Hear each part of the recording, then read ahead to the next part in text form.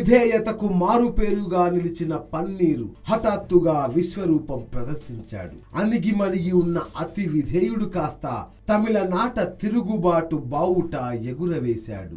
రాజకీయ సంక్షోభానికి తెరతీశాడు.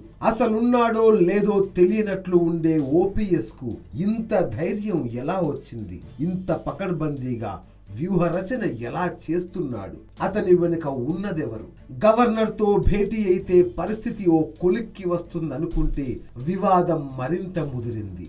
మొదట్లో పరిస్థితులన్నీ శశికళకి అనుకూలించిన కొందరు సీనియర్లు పన్నీరు వైపు రావడంతో పరిస్థితులు తారుమారయ్యాయి. ఇద్దరు వీర విధేయుల పవర్ పాలిటిక్స్ తో పార్టీ ఎమ్మెల్యేలంతా సతమతమవుతున్నారు. ఎవరికి దగ్గరవ్వాలో ఎవరికి దూరంగా నడవాలో తెలియక తల పట్టుకుంటున్నారు. పన్నీరు వెనుక బీజేపీ ఉందో లేదో కానీ ఆయన ప్రస్తుతం వ్యూహాత్మకంగా వేస్తున్న అడుగుల వెనుక మాత్రం ఆ సీనియర్లే కీలకంగా ఉన్నారు.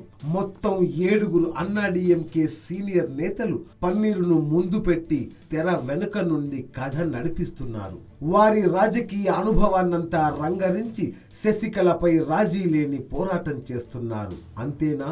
ఒక్కొక్కరు ఒక్కో విభాగాన్ని ఎంచుకొని శశికళకు చెక్ పెట్టేందుకు వ్యూహాలు రచిస్తున్నారు. వి Maitreyan, KP Munuswamy, K Pandiarajan, Naadam are Viswanathan, pH Pandian, ఈ మధుసూదనన్, సి పాండ్యన్, ఈ 7 పన్నీరును సీఎం చేయాలని విశ్వ ప్రయత్నాలు చేస్తున్నారు. దీనికోసం వారు కొన్ని బాధ్యతల్ని భుజానికెత్తుకున్నారు. గవర్నర్తో సంప్రదింపులు, చర్చలకు సంబంధించిన అన్ని విషయాల్లో ఎలా ముందుకెళ్లాలనే విషయంలో వి మైత్రేయన్ పన్నీరుకు అండగా నిలిచారు. శశికళ, ఆమె కుటుంబ సభ్యులకు సంబంధించి వెలుగులోకి తేవాల్సిన అన్ని విషయాలపై కేపీ మునుస్వామి కసరత్తు చేస్తున్నారు. వ్యాపారవేత్తగా రాజకీయాల్లోకి అడుగుపెట్టిన కె పాండిరాజన్ కూడా ఎమ్మెల్యేలతో ఉన్న సత్సంబంధాల దృష్ట్యా పన్నీరు శిబిరంలోకి తీసుకురావడానికి ప్రయత్నిస్తున్నారు. పార్టీ అంతర్గత వ్యూహ ప్రతివ్యూహాలపై పన్నీరు తీసుకునే అన్ని నిర్ణయాల వెనుక నాదం ఆర్ విశ్వనాథన్ ఉంటారు. అసెంబ్లీ స్పీకర్ గా పనిచేసిన అనుభవం ఉండటంతో పిహెచ్ పాండ్యన్ తనకు రాజ్యాంగ పరంగా ఎదురయ్యే సమస్యల నుంచి గట్టెక్కించగలడని పన్నీరు విశ్వసిస్తున్నారు. అన్నాడీఎంకేలో సుదీర్ఘ అనుభవం ఉన్న నేతగా ఈ మధుసూదన్ అందరికీ సుపరిచితుడే. పార్టీలో ఆయనకున్న పలుకుబడి అంతా ఇంతా కాదు. ఆ అనుభవంతోనే తాను సీఎం కావడానికి సహాయ సహకారాలు అందిస్తారని పన్నీరు మధుసూదన్ పై నమ్మకం ఉంచారు.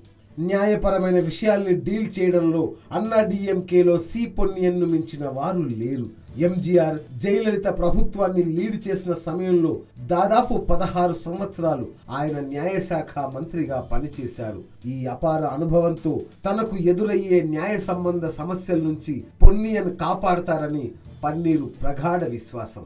ఇలా ఈ 7 తన వైపు తిప్పుకోవడంలో పన్నీరు సఫలీకృతుడయ్యాడు.